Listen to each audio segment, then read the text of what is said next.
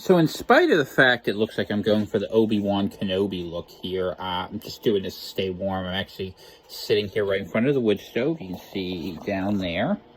Got that thing burning hot. And a well-operating wood stove, I tell you what, is worth about 50 degrees into your house. So keep that in mind if you ever need to have one. But anyway, I'm Tom Kaczynski. Welcome to Tom's Thoughts. A number of you have asked me to opine. I didn't really have a lot to say, but out of respect and courtesy for my friends and fans and audience and family, my wife being someone who told me go down there, talk, don't be such a lazy bum, I decided to come over here, chat with you guys for a little bit, let you know what's going on. Over here, just like most of the Northeast, winter has finally come and it's been rough.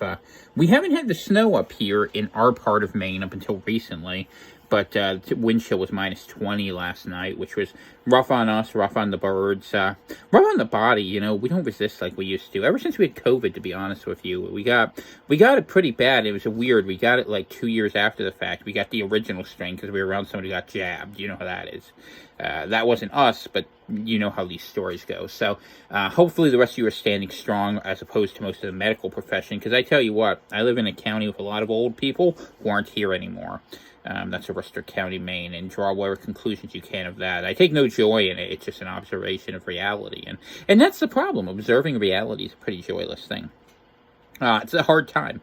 I was talking with a friend of mine, who I chat with sometimes, who will probably end up watching this program, and I was explaining to him, and he understood this already, to his credit, we sort of analyze things the wrong way, right? We analyze things looking at our ideologies or political figures or economic models. It's not that. It's habits and control. I mean, if you really want to understand the history of the last 20 years, actually not 20 years, last 100 years, really, you look at inputs and outputs. Go read the Licklider thing, the man-machine symbiosis, 1960-something. I forget what year. Maybe 1958. It was late 50s, I think. But what they were basically doing, and you go back, read Marshall McLuhan, you can read Bernays, you can read all these crazy people. What you would find is that they thought if you could control what the inputs were to people, part of that's education, part of that's media, part of that's family, you could control the outputs. And the problem is we like to think of humanity as an additive proposition, right? We start at zero and we add a bunch of things. And there are times in which that's true, right? Let's say you're a carpenter learning to build, or, someone learning to work a fire like I am. My right leg is cold and my left leg is hot because of how I'm sitting here. Just one of those funny things. But it's also subtractive. There are things you learn that when you learn, you can't unlearn, that are not good for you, that you won't like. I don't usually pimp my books at this point, but in God We Must talked about this, and it talked about how sin is a descent into yourself, where you chase your desires and your ambitions, and you end up in a point where you achieve what you want, and you realize the fundamentally empty nature of what you get by doing that. And I'm not here to sermonize this morning any more than usual, but I want you to understand that. What are our habits, right? A lot of this comes out in the battle between the sexes, right? And the fact that, you read what the MGTOWs, right? And a lot of what they say is 100% correct, by the way. It's not popular to say it. They're not doing themselves or women or anyone any favors. They're observing reality, but they're observing reality on a flawed principle, which is Descartes' idea of the tabula rasa. We're not blank slates. Women and men are complementary pieces. And women, to be honest, this is my opinion, women socially are a reflection of what the expected ideal promoted by the most influential aspects of society are. They do not necessarily believe anything other than the fact that they believe what others believe, and they believe it because there's safety in that. And think about it. I mean, ugly facts in history. Most babies were born of rape. Don't want to hear that? Okay. But it's the truth, because that's what happens. There was war, there was conflict, there was conquest. And so there are adaptive mechanisms. Adaptive mechanism number one, you follow the way of the leadership, because if you don't, you might end up dying or having something horrible happening to you, or any number of different things, okay? So that is part of that story. I'm having to stand up now because I'm just too hot standing there. And I'm saying this not because I'm arguing we should go back to that, although I think, honestly, if you look at what's happened in our society, the sort of people we're importing, the behaviors that are excused, and even the science of it. I mean, it's ugly. What was I was reading? They were saying 90% of women who are raped have a physical positive response to it, and more than a quarter end up, enjoying it, which is what they report. I'm not endorsing it, but I'm saying this. I'm saying that we have a nature, and a nature to follow or not follow things. And when you learn certain things, so if your nature has been provoked towards lust, let's say, you grew up in a society that was obsessed with pornography, which we are, because, like, perfect example, the wife and I are watching a video of Janet Jackson's song If from the early 1990s, maybe even late 1980s. And she was telling me how her grandfather didn't let her watch that because he found the lyrics inappropriate, which, by the way, and I love the 80s. I admit it, I love the 80s. It's decadent, it's ugly. Go listen to your favorite 80s songs, and odds are 50-50 it's about an affair or something, like that happening. And we say, oh, it's just love, right? Well, I'm seeking love. And that's what the secularists say. Look, don't we love everyone? Don't we accept everyone? Isn't love big enough? But it's love versus duty. Because the problem is, if you just chase your desires, what are you? Are you a man? Are you spirit? Or are you animal? And next time you go watch, WAP on there win a Grammy, I'm just saying, maybe we've become a little too much animal. And the problem with being an animal is once you're an animal, you act like an animal because it's fun. It's easy to be an animal. You don't think. And these are differences. Like my sin's gluttony. I'll admit it. I mean, I got a little bit of all of them, but gluttony, what's gluttony? You eat too much. Why do you eat too much? So you feel something or you don't feel something. That's why you do it. And I've lost some weight because I know you guys always like to get on me because I have to. My heart's going to give out otherwise. It's the way it is. And winter's a good time to do it. It's a new year. I'm being responsible. God willing, pray for me to keep with it. But it's a feeling you're seeking to put forward. And this is what we are. We are not creatures with deep ideologies. We are not creatures of eternal nations and laws that last forever. That's a bunch of bullshit. And don't let anyone sell you it. We're creatures of habits and instincts that we try to overcome to find something worthwhile in ourselves and ask God or try to find whatever inkling of will we can to get around that. All right? So, habits. What are our habits? We have screens around us telling us what's true from the moment we're born. We have realities that are described as dead, following set rules that we have to subscribe to. And we believe them. And since everyone believes them, right, where two or more gathered, everyone believes the same sort of lies, so they become functional truths, all right? And this is the problem with the world around us. It is a collective subjectivity that is developed in a way that is incredibly harmful to us. It is cruel to us. And, you find this sometimes, and the only way you can understand this, in my opinion, is when you find yourself on the other side of it, Right now, I think we're 6 years off from where I got fired for noting that, hey, why are white people being the only ones targeted? Why are we the global minority racially? And yet we are being the ones being singled out. If you're a Christian, you don't feel comfortable talking race, fine. Let's talk about being a Christian. If you're a Christian, you have certain values. Why are you the one that gets taken out? Just the other day, the end of an NFL game, what was it? One of the quarterbacks, I think it was the one for the Buccaneers, Mayfield, had said that, he wanted to thank the Lord Jesus for helping support him. They cut that out of the interview. Do you know why they cut that out of the interview? Do you know why they cut out the idea, like, if you were being prejudiced against, they'll literally have planes fall out of the sky, as you all know, DEI, versus saying things. And you have to conclude at some point that certain people are being targeted because we're not like everyone else. And I know that's a very hard thing. History has been a lie that's been told to you because you've had years of indoctrination where you think you're smart, especially if you're a midwit. God bless you, poor souls. Where you don't understand that this is a much bigger scheme that's been pulled against you, where the whole education system, just like we've learned with pharma, just like we know with banking, what can you believe? How it's science? What do you believe? What do you believe? What can you believe? What can you prove? And can it change? And those are questions we're not prepared to ask because it takes 40 years to unlearn all the crap you learned. And now they don't want to do it anymore, which is, I guess, good that college is going away in some ways because all it did was collect debt and put people in terrible spots because they want people to just go ahead and listen to the devices in front of them, and they don't want to have hierarchy. They want to have everyone look equal, but a few people above, the old dictatorship of the proletariat thing. And so we see war coming. We saw the WEF. You guys have been following the WEF. By the way, Milei gave a great speech there. We'll see if he pans out. Still going to Argentina. If you're interested, hey, reach out. Talk about that another day. But they're out there saying the biggest risk is disinformation and misinformation. And they're right from their perspective. Because if you realize they're the ones who are casting spells on you. That's why I look here like I just rolled, bard class or maybe monk class. Because this is how they get you. They tell you what must be true. And if you believe that won't happen, look at COVID. Mass delusion. But it's a little harder for them now because the gullible have already been taken out. And the rest of us are lingering. Because people like you and me are still out here. And the censorship regime, hey, it's a presidential year, right? They might have the Pied Piper out there, Trump, and whatever you make of him. I don't expect a lot from him. If you do, that's fine. I look at the past as indicative of future results. We have war breaking out everywhere. Iran and Pakistan, what's that about? Apparently it's about Baluchistan, little groups who live quietly who want to go separate.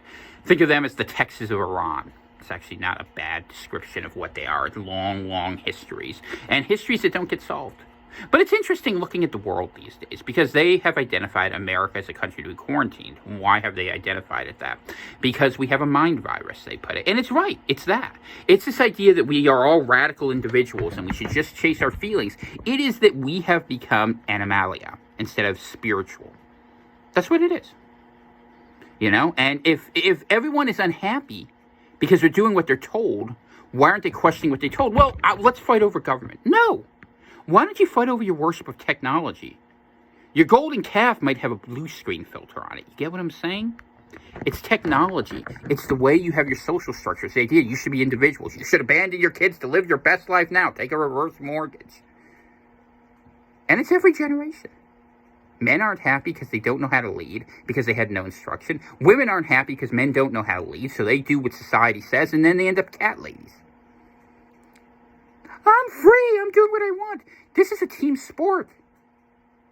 You can't have, the play and have 11 players doing totally different things that aren't working in coordination, or you're going to get sacked, you're going to get destroyed, you're going to get hurt.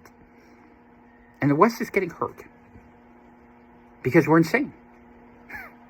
And you see other countries, I'll tell you what they're doing. They're quarantining the cultural influence. They're defending the social cultural institutions, and they're getting the kids when they're young saying, don't watch this, do this, learn it, and we will have to do it to ourselves. We might have to kill a bunch of each other first. I'm not endorsing it. I'm just saying that there's no way to come to agreement on anything. So we're going to fight. And then nature will make the rules, and nature's fair. I don't want to say it's evil, it's ugly. It's brutal, but it's fair. What works stays, and what doesn't. And the people who were the biggest supporters of the BS that's destroying us now will say, oh, they were always against it. And to them, they won't even understand the difference. 50% of the population already doesn't. They're genetically predisposed not to.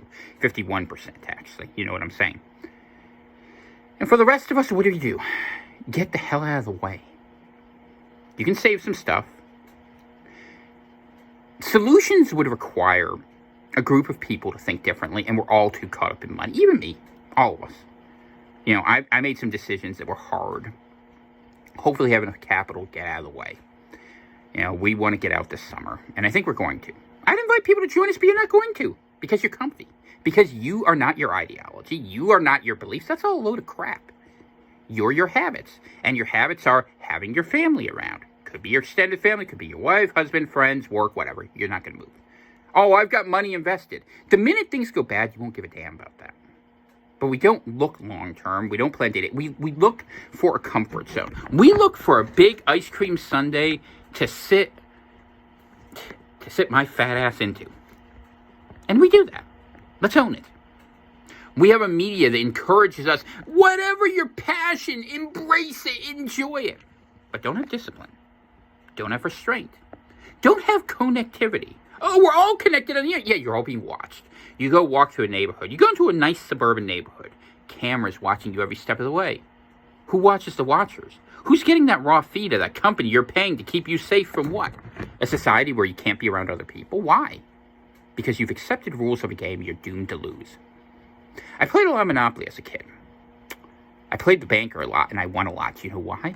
Bankers win. People who run the banks, who make money, who make energy, currency, the way electricity moves between us, neurons, they win.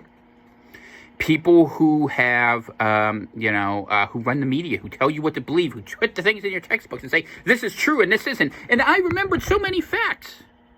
And they change them every generation. And you think you know something? Get out of here. Learn something. Look at the deep history. And look at the fights they have. Read something more than 100 years old. Different world. I don't have an answer to this. I used to try to come up with creative solutions. And they were good. I mean, they were interesting, at least.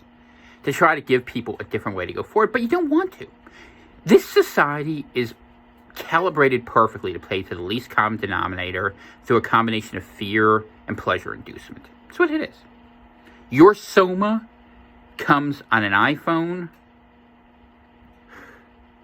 a benzo, some sort of narcotic, and an attaboy on social media, where the dopamine drips of likes go forward, and you get punished if you don't. That's enough. And for people who try to say something else, that's what the state exists for. And I've rubbed shoulders with it enough. I don't need to. I understand what we're dealing with. And you can't fix it. You might be able to survive the fall. Ask the Lord to help you. Ask the Lord to guide you. Ask for something. See truth. Ask for wisdom that you be not deceived. Because deception's everywhere. I don't know answers. I have good questions sometimes. I always tell you, I don't know the truth. I'm good at spotting out lies. And that's what I continue to do. And I tell you, the truth that I see is that the control grid is coming in fast. If you're in America, you got 2 years to get out, maybe. I think you got at least this year. By 2025, they are telling you what they're going to do. They're going to lock it down. Look at Jordan Peterson. More, psychiatric health evaluations. Big Brother needs you to love him before you destroy him. Room 101, right? IOI. Just like Ready Player One. And this is the game of your life. Because you don't really know what's happening beyond whatever you see. I don't even know if you're out there. You might just be figments of my imagination. See, we don't know that. Descartes said we do. He was wrong about a lot of other things. Let's not assume he's right about this. But let's pretend, for the purposes of convenience and expediency, that you're real, I'm real, and we're each looking at something. Because I'm pretty sure a lot of people aren't real. There's a lot of NPCs out there that we don't know. We just don't know. And we don't have communication, collaboration, conversation to do anything differently, to be able to tell the difference. Okay? These are core fundamental things. I know my wife is real.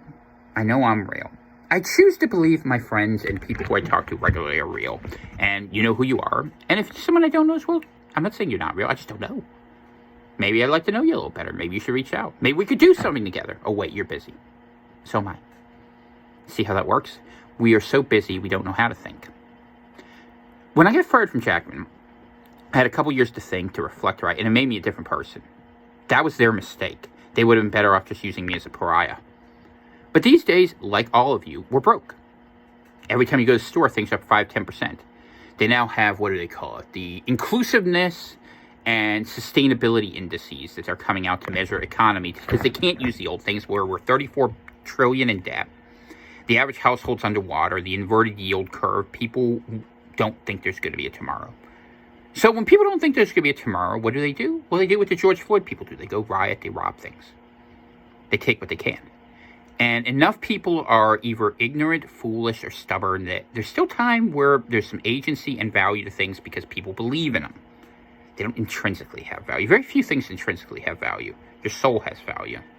That's going to continue on. This life is going away. 100 years from now, you're not going to be here. And if you are here, God, I feel bad for you. Because those are the people who are going to be part of the machine. They're going to be something else.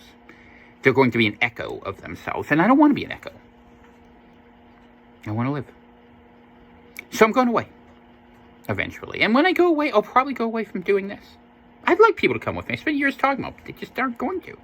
I got other things. Okay, respect that. So do I. So do all of us. And we always do. And we can't unlearn those habits. That's a lifetime habit. This is what I'm telling you. It comes back to habits. We can't break our bad habits. Why? Because we like them. Why? Because they're addictive. They're fun. Pick your 7 deadly sins. Which one are you? Pride? Lust? Gluttony? Wrath? Envy? Sloth? Not sloth. I wish I could be sloth. I freeze to death. These are the things. And these are the battles. And what can you do? Work harder? Well, you're going to get old. I've gotten old. We tried to work harder. We tried to do it on our own, but it's hard because we don't have the health. So we can't do that anymore. So we have to make calculated gambles. And that's where you're at. Try to minimize your pain later by minimizing your pain now. And I wish I could tell you something better, but you wouldn't go for it. Would you be willing to erase everything? I'm surprised. I'm a little surprised no one's ever done it. Really tried to tear it all down. But you know why it doesn't happen? Because no one wants on their soul to save people who wouldn't know how to save themselves. It would end the same damn way. So some of us need to do something different. If that interests you, hey, reach out to me. I'm not hard to find. Telegram at Tom Kaczynski. Okay? I am who I say I am. If you want to support the program, keep me coming around, maybe Venmo, CVC, PRV. Thank you to all you who do. Appreciate that. And prayers, of course, please. Lord help us. Dana's health has not been good for a long time. I take care of her as a full-time caregiver, and I work, and I keep homestead. I've earned these gray hairs. I'm proud of them. I don't shave my beard because it's who I am. But I'm hoping that things get quieter because, as my friend would say, we only have so much life force, and I've used a lot of mine trying to help people who never wanted to listen. Trying to get to safety in a world that's designed to have safety be a straitjacket that feels comfy. Get out of the pillow fight. Do something different. God bless each and every one of you. Lord, I just pray for wisdom for everyone who's listening today. That you have a great, day, that you not be suffering, that there be health for you and all those under your care, for your animals, for those who have them. We've had a couple losses in that area the last couple days, which have been traumatizing. But that happens. And trauma is part of life. We're very good at overcoming it. It's just not fun.